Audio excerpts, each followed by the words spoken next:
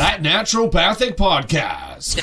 TNP. Hello there. Hi, and thanks for joining us. I'm Dr. Cara Denisio. And I'm Dr. David Miller, and we hear your frustrations. This show is for you.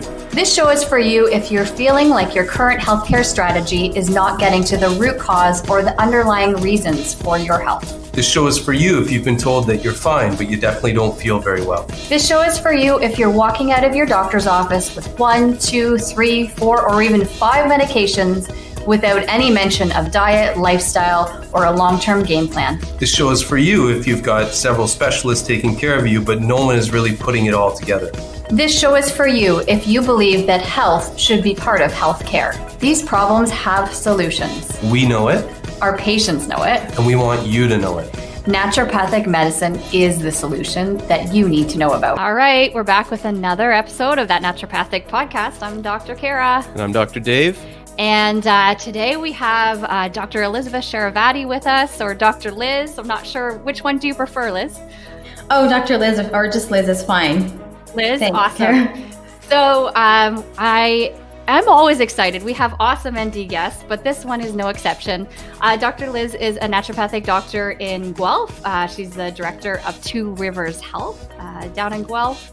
And today we're talking about fertility. And Dr. Liz has a wealth of information and a really big focus on fertility. And so I'm super excited. I think a lot of our listeners are going to be very interested in your perspective and your knowledge on this topic. So welcome. Thank you. I'm so excited to chat with you both today. So Liz, you've been doing a lot of work in fertility for quite some time. I've seen you producing a lot of info for a long period of time now. Do you want to maybe give us a little bit of insight as to like how you became a real expert in this area? Oh, sure. Well, I would say that my interest in fertility started really with an interest in children's health and pediatrics. So when I was completing my rotations in naturopathic medical school, I did have a focus shift in pediatrics, and it made me question, at that time, there was some literature coming through about the influences of pregnancy and birth experiences and health on outcomes of children's health. So it just made me question, where did this sort of symptom picture or chronic condition that a child is suffering with really start?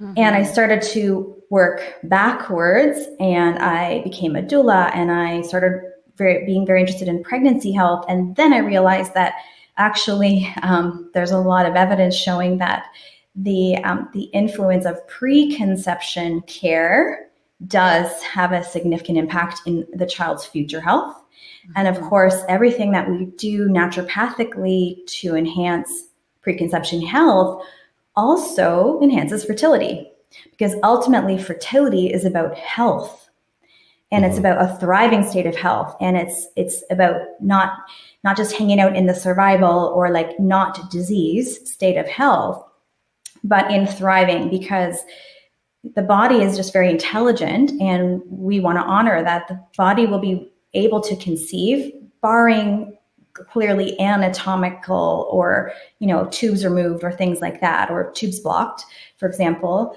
But barring those anatomical obstacles, the body, a healthy body or a healthy couple will conceive. Mm-hmm. So I really believe that, and that has shown up in all kinds of literature, especially in the past several years. I don't know that we talked about epigenetics in that word when we were in school, because it was very new and emerging. I don't recall, but I certainly have seen dozens and dozens of papers, even just in the past few years, focusing on preconception epigenetics, and certainly during pregnancy and so on, that affects future children's generations. And we know from animal studies, it can be multiple generations of experiences or exposures that happen before conception, around the time of conception, or during pregnancy that can imprint on future generations, for better or worse. So we want to make all the better ones happen. How would you give like a really sort of basic explanation of epigenetics to people who may not know what that is? Well, epigenetics is just the study of everything on top of genes. So how influences from our environment, which could be everything from our food to environmental pollution to our thoughts and our emotional experiences or trauma, how does that lay itself over our genetic code, our DNA, and change the way our genes are expressed? So one of the simplest one of the examples that I use in my book is just about, think about when you had a friend and they went on vacation, or they ended a really stressful relationship, or they got a new job and they're just thriving now. You can look at them and you're like, wow, did you cut your hair? Did you lose weight? You look 10 years younger, but they're the same person, right? They're the same person. They have exactly the same genetics, but they've changed their environment and the things that are talking to their genes, and they're just healthier. So this is that sense of the potential for being renewal and getting healthier as we age, even getting more fertile than we were last year. This is possible with naturopathic approaches that support those perhaps medical interventions. It's really interesting that you actually came to your expertise of looking at preconception health and the factors that go into healthy pregnancy and making healthy babies. You actually arrived at that by looking at roots, which is what we are trained to do. But you started in pediatrics, and you're like, okay, well, what could be some of the root causes here? And you've taken a step upstream and said, how can we get this earlier? And so it's just interesting to see how you arrived at where your practices landed today. So I would love to get in the feet of your patients, and really, I would love you to walk us through their journey, because I'm sure a lot of our listeners are, if they're listening to this episode, perhaps they're struggling with fertility. So could you introduce us to some of your more common patients or stories that you hear as they come in? And let's walk our listeners through the journey of how you work with them. Yeah, sure. Well, we kind of have patients that start with us in maybe one of two main different places. One is they feel like they've tried everything. They've been trying to conceive for at least a year, sometimes many years. Some of them have had multiple failed IVF rounds or in vitro fertilization rounds. That's the top tier kind of gold standard medical approach to infertility. Or they may have been told that IVF is their only way to have a baby, and it may anatomically be that. For men who produce very little sperm or no sperm, or for women who have blocked tubes or have tubes removed, then IVF is certainly the way that they, one of the main routes that they will be able to have a child of their own. And then they want to support all of the systems of the body that contribute to successful fertility. And they've probably heard from either their reproductive endocrinologist, their fertility specialist, that maybe you should go see a naturopath because we want you to work on this autoimmunity, or we want you to be more relaxed. Those are the two main referrals that we receive from fertility clinics. Most people do self-refer though, and they have a feeling that being healthier will inherently aid their fertility journey. And then there's another kind of camp of women who they're not interested in IVF, or at least not yet, and they want to conceive naturally, and they want to do everything that they can to enhance the speed at which that happens, and of course the success of their pregnancy. So a lot of our patients they might know that they have polycystic ovary syndrome like PCOS, or endometriosis, or irregular periods, or they may have had miscarriage before, so they know there's these certain female fertility obstacles. A lot of our clients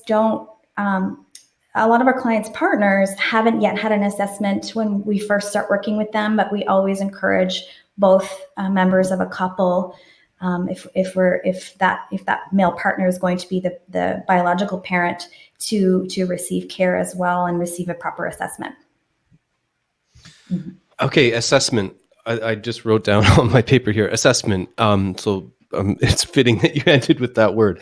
I wanted to ask you about your assessment, because what Kara and I have probably found is that as we got better at what we do, a proper I mean, it seems so logical, and maybe people get it earlier than I did, but it seems like a proper assessment leads to a better treatment. So can you maybe tell us a little bit about how you go through your assessment with your patients?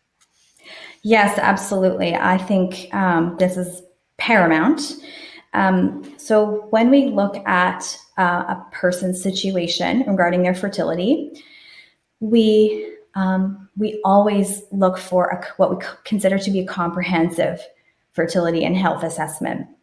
So in a decade of practice, I've never once worked with a woman or a couple who've come in with a complete assessment in hand, i.e. their past blood work or current diagnoses, or even understanding exactly why is it that you need IVF in the first place. Because most people don't need IVF, and yet there are a lot of people that are kind of being moved into that realm because they're frustrated and they want to have a baby, of course, and that's been the thing that's been told, well, this is what you do. And there's so much missing that completes what I call the nest around your fertility. So successful fertility is about so much more than the moment that the sperm meets the egg, or the moment that the embryo is implanted or transferred. So the assessment means we have to fill in all those missing pieces of this puzzle to understand what are all the areas or branches of your health that will contribute to all of the functions of the body that are needed to create a healthy baby. And so we find that most people haven't had even a complete blood work panel done. There are several nutrients that are correlated with infertility that have not been tested for. There are avenues such as autoimmunity that haven't been screened for that can contribute to miscarriage risk or lack of implantation at all within the pregnancy environment or the womb. And so we will go through what the patient has received in terms of their lab work from other clinicians, and then we'll show them, okay, based on your history, your symptoms, we take a really detailed understanding of the person's current situation and their menstrual cycles and their exposures and their health history, physical, mental, and emotional, and also hereditary, like what's going on in your immediate relatives, to understand, okay, what makes sense in terms of adding some additional assessment to really complete this picture. And what that does is it helps us know with confidence what we are treating and what we are not treating. Mm-hmm. Because there are many, many sort of contributing factors to naturopathic medicine that can support fertility, but only for those conditions for which it's specific. So we're not just going to throw all the things that are good for fertility at a person. We want to know that what we're treating, what we're offering and suggesting is the path that will give them the result that they want, actual transformation of their results. So if someone's coming to you for help with fertility, what are maybe the few most important things you'd like them to bring with them in terms of you being able to do an assessment in the most efficient way? Like I'd assume labs, you'll have their health history and other diagnosis. Is there anything else you'd add to sort of like a checklist that you'd love them to come in with so that you can make a best assessment and therefore a best treatment? Yes, that's a great question. So yes to all the labs and prior assessments from other clinicians that you mentioned. And the health history, we capture a lot of that through our intake process. And then I want to know what medications and or supplements they have been taking and what were the results of those. And I also really want them to come in, and I always ask them, what does success look like for you? Because most of our patients today, it wasn't necessarily like this 10 years ago, but today, people are looking for more than just, all I want to do is get pregnant. At least my patients are. They know that there's a much more holistic, they know that their goals are much more holistic in nature. They know that they don't control, neither do their fertility specialists control whether there's a baby at the end of this journey. That is one thing that we desire the most in life that we can't control. So I really want them to know, I really want to know from her or him, what is it that success looks like in this journey? And sometimes they'll say things like, I just want to be as healthy as possible. I want to know that I'm doing everything that I can to make this possible. Sometimes they want to say, I want to do this, but not freak out about it. I want to feel relaxed. I want to feel joyful. And I want my life to feel complete regardless of the outcome. And then they have a timeline, and they'll say, well, I'm turning whatever age next. That is the end of the tunnel for them. That's totally their prerogative, right? That's not something that we dictate or say, but if that's their choice, then okay, let's do everything we can up until that point. And then if that's the age or milestone or timing that makes sense to you to say, okay, we're okay that this door's closed and we're going to grieve, but we're also going to be okay. So I just want to know how, what is the easiest way for me to support them in being the leader in their own journey. Which is so important because I think fertility is a place in particular where there are so much stakes placed on the outcome that I think it's really important that a practitioner says, what is the meaning of this for you, right? And not placing all the eggs in that basket, literally. Yes. And I can see that you probably have really meaningful conversations around the whole journey with your very lucky patients. No, thank you. Yes, it really is a whole person. Fertility touches on every part of who we are and how we live our lives. So it does have to be that holistic conversation. For sure. You mentioned menstrual cycles within your assessment, and this is something I've noticed working with my fertility patients. I'd just love to see, your perspective. I feel like, as naturopaths, I do feel like we really understand the menstrual cycle, perhaps as well as anybody. But sometimes I feel like in fertility, it's just kind of bulldozed over because there are some pretty strong techniques in which to do that. So, when you were talking about, menstrual cycle issues, which are going to affect fertility, there's a lot of fertility treatments that it's like, well, we'll just induce a period or we'll just induce ovulation. So I'd just love to hear your part of your assessment and how you speak to women about their menstrual cycles. Oh, that's very interesting. So, most of the women that I work with, they don't like the idea or the experience of their cycle being suppressed or biochemically altered pharmaceutically. So they do value the idea that their physician is actually observing and listening through ultrasound, through blood work, when are they about to ovulate. And they'll time medications to enhance ovulation, or perhaps in the case of IVF, to enhance the number of eggs retrieved at that time. So I think that feels a lot more compatible with the physiology. We can do a little bit of treatment, especially with acupuncture, around sort of side effects of those high levels of medication if a woman isn't responding well. But ultimately, that's a very medical decision, and they are typically being watched very, very closely for ovarian hyperstimulation syndrome, which is very serious if it happens, and can also result in the calling off of an entire cycle. So we're doing everything that we can in preparation of an IVF cycle to make that cycle count. So to enable her body to receive that treatment that in the best way. And a healthier person responds to any pharmaceutical better. We just know that. It's just a known thing in medicine. So she will do well. And I've had many patients who've gone through multiple IVF rounds. They suffered, they struggled, they had terrible night sweats and mood imbalances, and they just didn't feel like themselves at all, and they dread that part.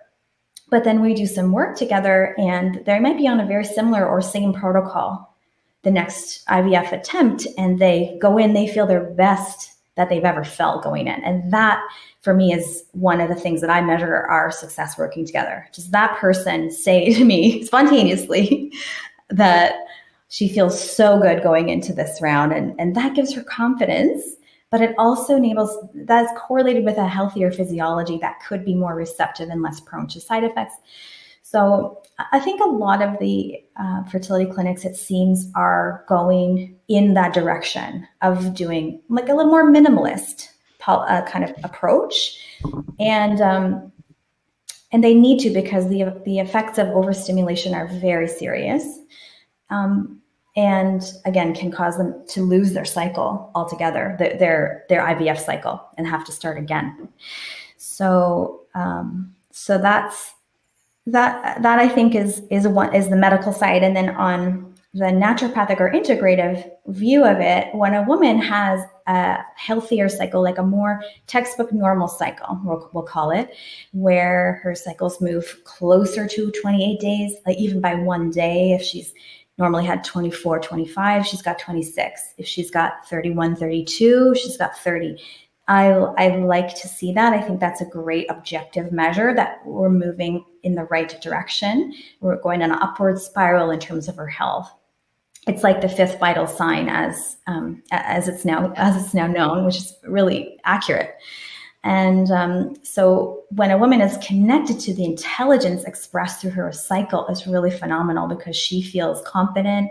She can then learn how to time intercourse properly, because so many missed conceptions are to do with mistiming, because a woman isn't trained from a young age anymore, as we culturally were generations ago, to understand when she's fertile, based on not the average number of days of her cycle divided by 2, which was what apps do, but to understand her physiologic experience and her own signs of fertility, which is the first thing that we train women to do in our program.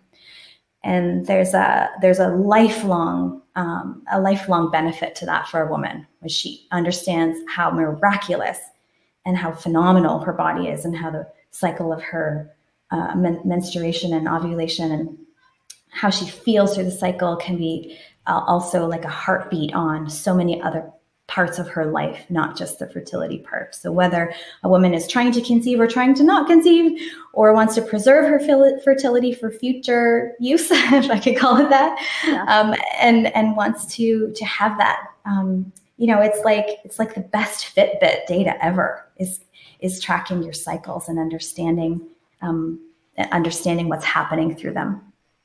Amen to that. I think that was a great answer, because that took us through different perspective from, the fertility clinic, and then from your perspective as well. And I'd just like to hit on something that it's a theme, I think, Dave, that has run through a lot of our guests, in that you said, when you change the foundations, whether it be diet or just, vitality and overall health, it changes the experience of anything else that might be necessary. So we talked to Dr. Katrina Cox, and how just healthy foundations will make chemotherapy approved. And so I never want to let that by, because that is a theme that all our guests have talked about. Yeah, it's a key concept. I think it's so important. Like Liz is talking a lot about the environment, basically, and that's what organisms react to, is their environment. And that's why I think she went back and back from childhood to conception to preconception, right? So the environment sort of sets the tone in such a big way for things in nature. And so that's what everyone's talking about, is like the environmental sort of soup that we live in, and the mental, emotional side, of course, which are interrelated. And we won't go there, because that's beyond where I'm at right now, but like they are so important. So yeah, I think Liz is just talking about how important the the environment is for future success, whatever success is. Maybe we should go there next, Liz, because I know you have a book coming out called The IVF Meal Plan. And as Dave calls it, the biochemical soup. Let's talk about how to make the best soup to make a healthy woman and a healthy baby. Where should we start with that? Oh, that's awesome. I'd love to share about that. I do agree with you in that we really need to recognize and honor what is happening with our soup that our cells are swimming in, and take control of the parts of that of those ingredients that we can take control of. And one of them is our food, and we have to eat. So we might as well eat in a way that the best evidence available suggests is going to lead us toward our goal. And if your goal is around IVF success, this is the evidence that I've pulled and put through in the book, and in a way that's easily applicable. So we've taken, ultimately in the back of the book, we have a 28-day suggested meal plan and a whole bunch of recipes that we've taken twists on kind of traditional favorite meals and like easy prep, like 30 minutes or less prep, but that infuses that habit that we all need to do every day, a couple times a day, at least, to make that, to the best of our current knowledge, shift us toward healthier fertility and greater IVF success. So we know from recent literature that when a couple is eating the right diet, then they have the ability to increase their chances of an IVF pregnancy by up to 40%. Wow. 40%? 40%. Yeah, that's wild. That is huge, right? So it's up to 40%. And the reason for why it's up to is just a statistical one. Sure. And I want to clarify that the fertility diet, big T, big THE, is not the same as a healthy diet. So what many people can take in as a healthy diet that would otherwise be just fine for them, and perhaps even literature would support that it's a healthy diet for certain outcomes, like heart disease, for example. It's not necessarily the fertility diet. And what the fertility diet seems to be based on is around the Mediterranean diet. So that is the diet plan where both partners were consuming a Mediterranean style diet or had greatest adherence to that pattern of eating, did increase their IVF success. And that is massively important because the Mediterranean diet is not only easy and delicious, it's cost effective. It's basically the same cost as any other healthy diet would be. Mm-hmm. It's just that it's skewed toward more poultry and fish or seafood in place of red meat, olive oil instead of vegetable oils, and whole fat dairy in small amounts instead of light or skim milk products. And for fertility reasons, we're going to skip the red wine, but it's generally very high in fruits and vegetables and all of the antioxidants that do come with that. So the Mediterranean diet could be seen as a protein adequate, fat adequate, anti-inflammatory diet. And that is the one that my book is focused on. And that's certainly what we see playing out in the literature, for which, there haven't been an astounding number of randomized control trials in nutrition for fertility, but a lot of them are observational trials. So when people are going into their IVF round, especially, that's where we study it the most, less so than for natural conception with nutrition, because there's so much riding on IVF. So scientists and researchers really want to know what made that work, right? So if we're going to study nutrition and fertility, it's largely focused around IVF. So that's what we know for an overall pattern. And I think that will come as a relief to a lot of people, because the Mediterranean diet is not hard to do. It does not involve restriction. It does not involve deprivation. It's delicious. And that might be how you're choosing to eat anyway.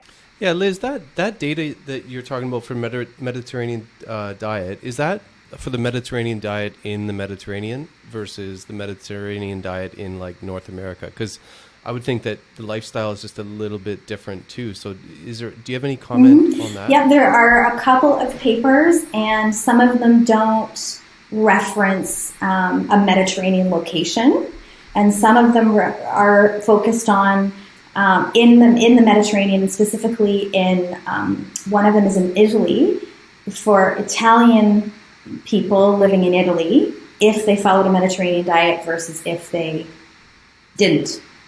So other healthy diet was what it was compared to.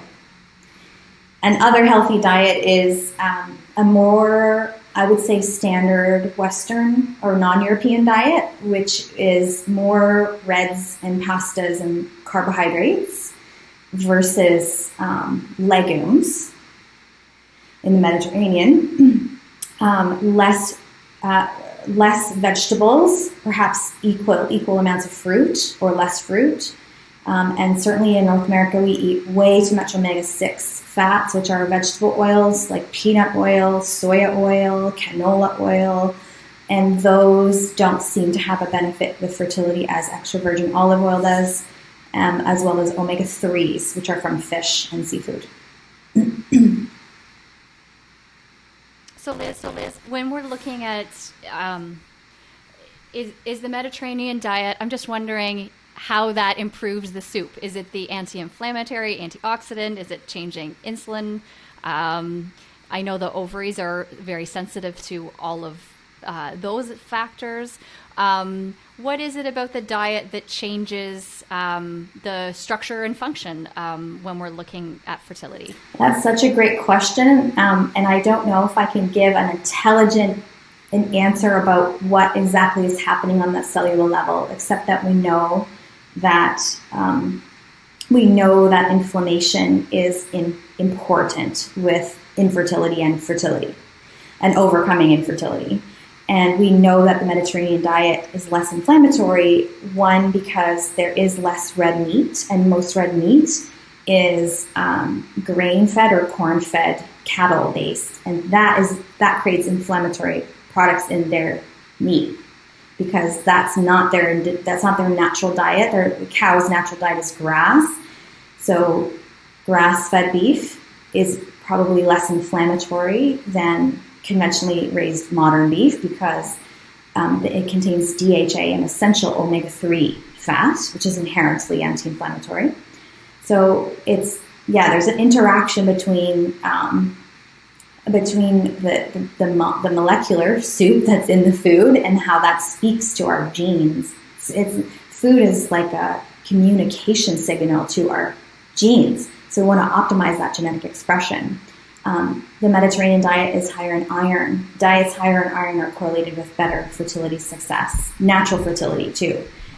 So that the follicle around the egg, it's little nourishing home that is invested in significantly with energy and nutrients in the 3 months before ovulation occurs, or in the case of IVF, before retrieval happens. The follicle actually upregulates, it turns on its ability to take in iron, which is amazing. It's so intelligent, it's very active, and we're just scratching the surface currently of what we know about egg health and follicle development and what all goes into that. We know that the egg needs an awful lot of energy and it relies on molecules that are antioxidants. So that's why many of your audience will know of coenzyme Q10. They may not realize that we need carnitine as a nutrient to benefit fully from what we want CoQ10 to be doing. And so we can get some of that from nutrition. Some of that probably is going to be from supplements for most fertility-focused patients. We also know that there's a significant influence of our genomics on egg quality, specifically on egg development, or follicle health before ovulation, and then certainly with the genetic changes that are happening in early embryo development post-fertilization. There's a lot of cell division in that time, and right before ovulation, actually, so when we're born, our eggs are with us as females.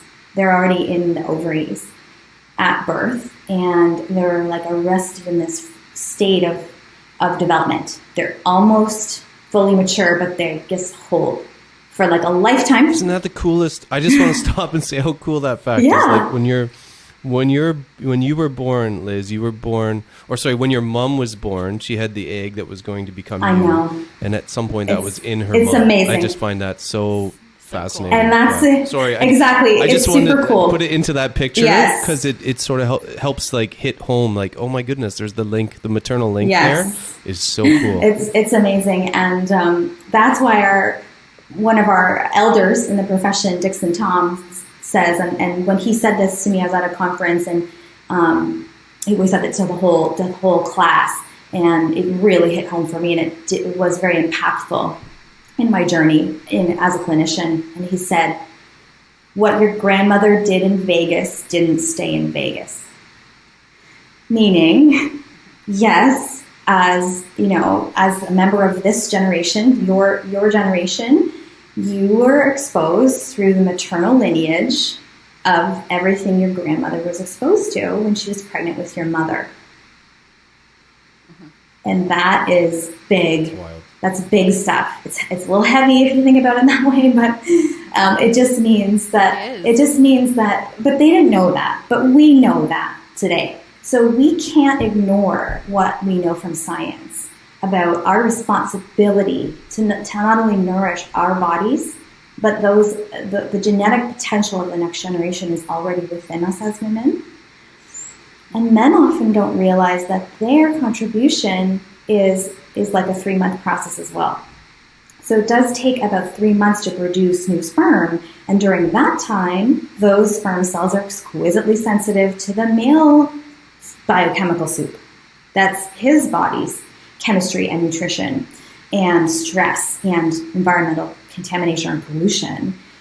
And so we're living in a world today that's different than our grandparents were. So they, a lot of them smoked. My grandma definitely did.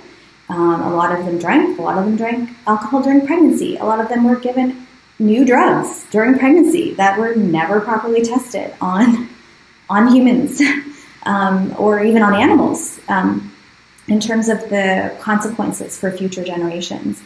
And so we have a lot today, and we have a huge responsibility to invest in our health so that the next generation has the greatest possible potential to live healthier than they otherwise would if we just kind of let our world continue as it is, which is a world that puts pressure on fertility success. The infertility situation globally has been called a growing emergency. It is so not normal for any species that 1 out of every 6 couples or coupling organisms would have challenges to reproduce. That's so not normal. And that equates to about 50 million people out there right now who want to have a baby and are struggling to have one. That is very serious. And then it's stressful. It's stressful for them. And then stress is one of the main factors. So like, can you talk about that loop between it being stressful and then stress being one of the, perpetuating things you have to deal with? Yeah, it is. Well, we could take many angles on there. I think that we know from literature that in the stress of having infertility is equivalent to the stress of having chronic pain or a diagnosis of cancer, and yet there's so little community around fertility because it's a very stigmatized issue, unfortunately. And it's today in many cultures, including in our own, still very, very isolating. And the isolation is also another risk factor for stress. And we know that a lack of community and a lack of connection around what we're struggling with is going to accentuate the level of stress hormones in our body. And when we have more stress, we have less fertility because those molecules that are being used to produce stress hormones are stealing from the bank account that could otherwise be used to support fertility-friendly hormone balance. the body is designed for survival first. So if we're under stress, the body is so intelligent that it's going to say, looks like you shouldn't have a baby right now because this doesn't look like a safe environment for you when you can't run as fast, maybe, or you're throwing up and you can't nourish yourself, or you're nursing a little one because this looks like a dangerous world. So we're going to just hang out here and maybe not ovulate, or maybe not ovulate at the time that you could conceive and the womb is actually ready for implantation. Or we just won't have enough progesterone because we're busy making cortisol and using the same building blocks for that. So the body is, in a way, protective. So we have to find all the ways that the body is experiencing stress, and through through our work together, what I tell my clients is we have to create this experience of unquestioning safety in the body. Like, yes, because fertility is almost like a bonus function, at least for the human species. We're more vulnerable when we're pregnant as females. Mm-hmm. And our ancestors aren't expecting us to have our male partners by our side during that entire process. Our genes are expecting our female friends and family to be by our side through that process. But it's a different world, but the same genetics. But we have tens of thousands of new chemicals signaling alone that are man-made, that are interacting with our genes and our hormones and our inflammatory process alone, that is certainly compromising our success today. So I think that there's all kinds of different stressors, and what we want to do is take each one of those as a pillar of fertility and dial it down, or so supply the resources that are missing from that pillar, like adding in nutrients. So if a woman is deficient vitamin D, for example, she's at greater risk of IVF failure.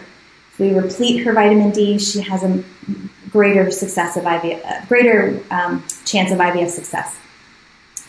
Mm-hmm. Or we're busy removing obstacles. So if you're exposed to toxic chemicals in your home, in your makeup, in your occupation, in your hobbies, those are really significant actions that you can take to reduce the chemical stress in the body too.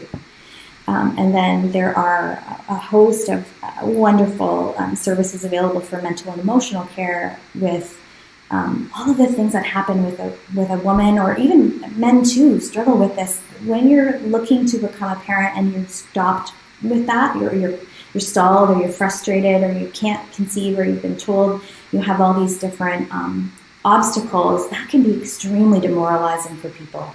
It feels so deeply personal, and it relates to our value and our self-worth and our presence in our family. And it brings up everything from our family of origin and all the expectations we had on our lives, and it really stirs the pot. So I definitely encourage people who are dealing with the fertility journey to make sure they have a team of professionals who can be there for them, and perhaps even to find a positive community of others who can see them and love them through that, and who get it, and so that they eliminate the stress of the isolation.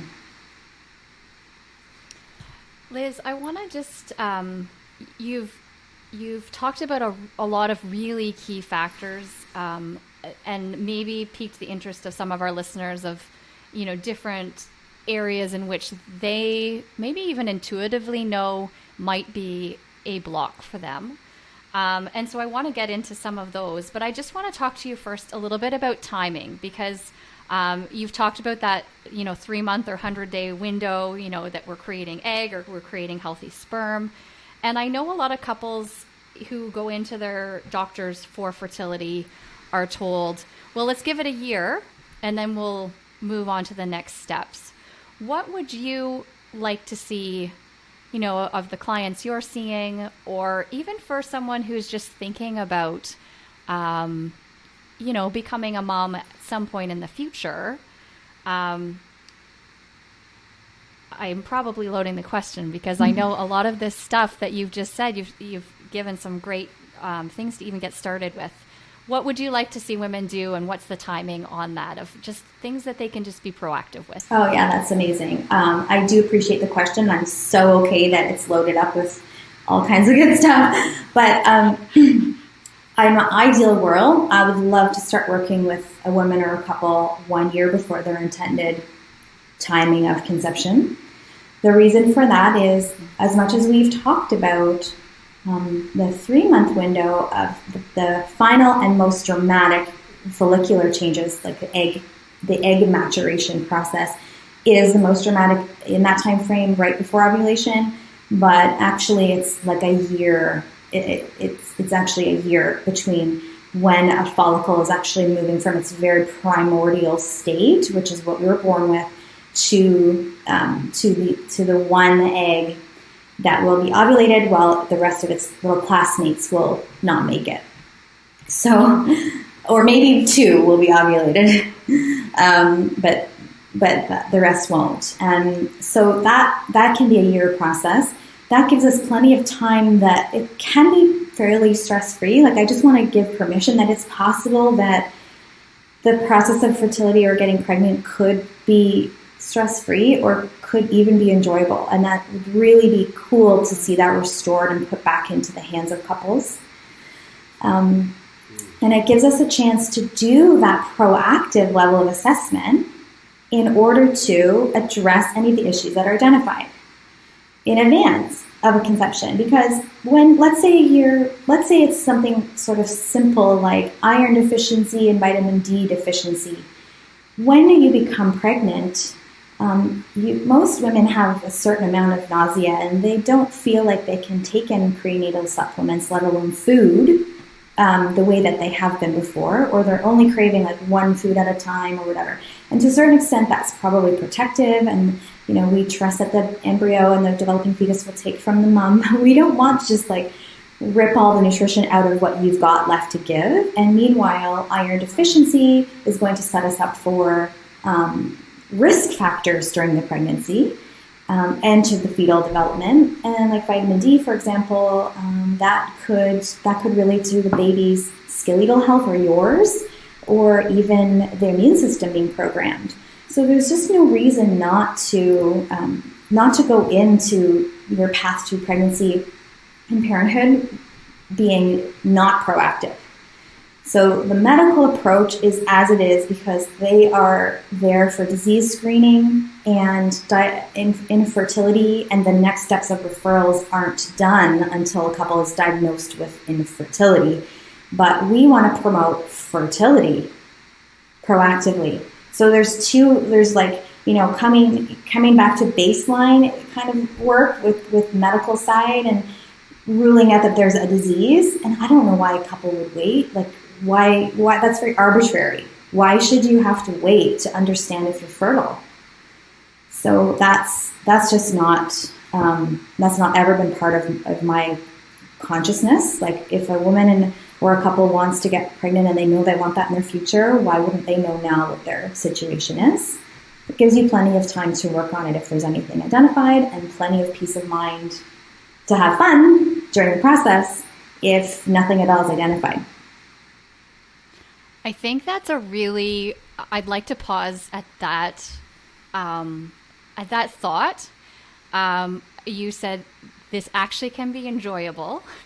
And, when you are starting that year out and you're focusing on just building health and coming together for, an end goal at some point, but enjoying the process, I don't think that is often, I think maybe women who are struggling with fertility later on, that enjoyment is not there anymore, perhaps.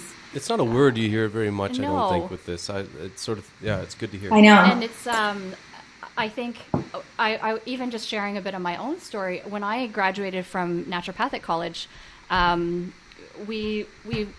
husband and I were trying to have a baby fairly quickly, perhaps too quickly in hindsight, after 10 years of university education, depleted health. And it was hard. It was hard for me because I'm like, I'm supposed to be healthy. I'm supposed to know how to create health and how to create a baby.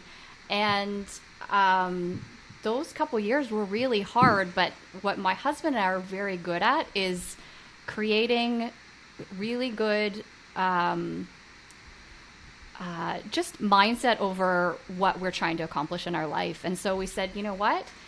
If this isn't happening now, we're just going to continue working to be as healthy as we can be and to enjoy sex. Like, hey, look what we get to do. And in fact, I think that is why we continue to have a really positive sex life, even with young little kids, is because we consciously created those years and took the best out of it. I can see for some women that's not possible at certain points, but your word enjoyable really resonated with me, and I think it's maybe it's just a nice mindset or part of the conversation that is sometimes missed. Oh, thank you. Yeah, I think that it's a matter of permission, like you and your husband gave to each other and to yourselves. In our culture, we learn from a very young age that anything that's important to us that we want is hard work. It's going to be a struggle. And most of us got to our big life goals with a certain amount of struggle. Like stress equals success. That's what we learn. Mm-hmm. Like the more that I stress, the more that I strive, the more that I struggle, the sweeter this success is going to be and the more guaranteed it is. But so like your degrees, you're getting your first house, you're getting your first promotion or multiple promotions, working through issues in a relationship can even be hard won and feel very satisfying on the other side of that. But that's only one model for success. And ultimately, getting pregnant isn't something that can be achieved. It's something that's received. The moment of conception and pregnancy is ultimately complete. It's like the definition of passive. There's nothing you can do to try harder to get pregnant. And that's very difficult and very polarizing and awkward for many high-achieving women to embody, because we only know one way, and it's this struggle and this striving and this contracting, almost pressure-filled way of getting to a goal. And there is the feminine complement to that, and ultimately all areas of our society need that feminine complement, because we're all working toward burnout unless we do get into that restoration and that receptivity mode, at least sometimes in our day or our weeks. And fertility especially, we need the feminine to be restored.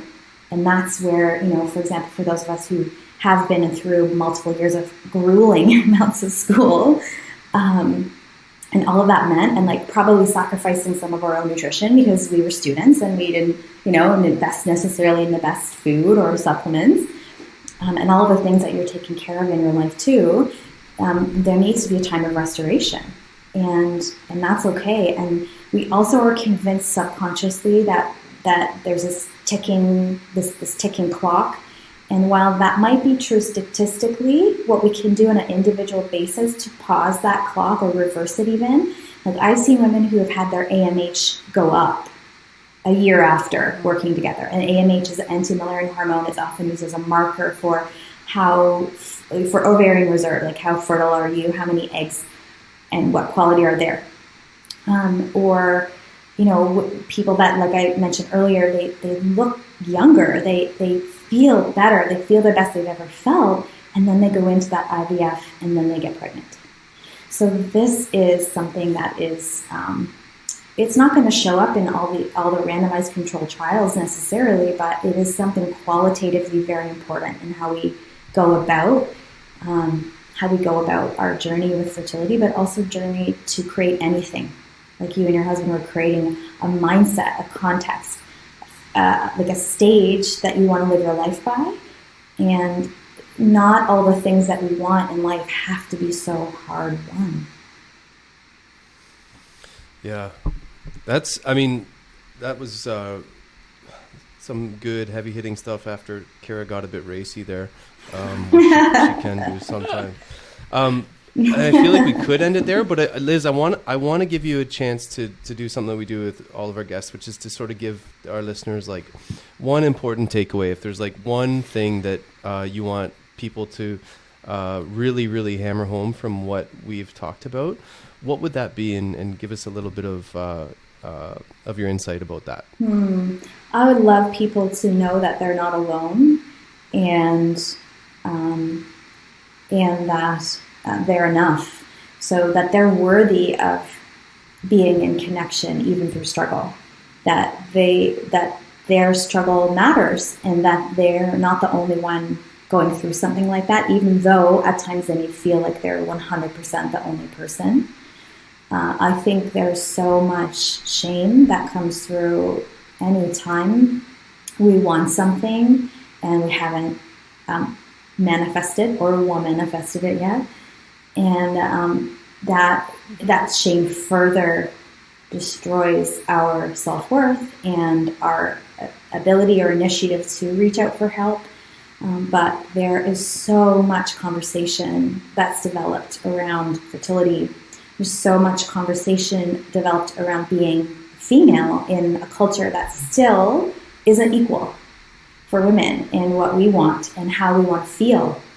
And so I would encourage you to find one person or one avenue or one community where you feel seen and heard and safe, and invest in that and see others and be seen, because this alone is very healing, and women especially learn to heal and grow in connection and in community with each other. And this can be transformative in how you experience your journey, whatever your goals may be. Nice. Thank you so much, Liz. Oh, thank you. How do our listeners find and connect with all of the awesome stuff you're doing? The best way could be through my website, which is tworivershealth.ca. And if they are looking for individualized support on something that they're working on, whether fertility or health or leadership, then they can book an appointment and have a chat. And I'm also on Instagram and Facebook. Just search Elizabeth.Sharabati, and we can connect that way too. Liz, I often call naturopathic medicine a beautiful medicine, and I think our listeners listening to you today will, understand where that comes from, because I love just the maturity and beauty in which you can merge, molecular mechanisms of fertility and, all of that cool nerdy science stuff, but just with a really beautiful philosophical and feminine context surrounding it. So thank you so much for chatting to us today. Oh, thank you so much. I really appreciate our conversation. This was really fun. And I hope that we can do it again soon. For sure. All right. We will talk to you soon. Thanks, Liz. Thank Bye, you. Liz. That Naturopathic Podcast. TNP. Hello there.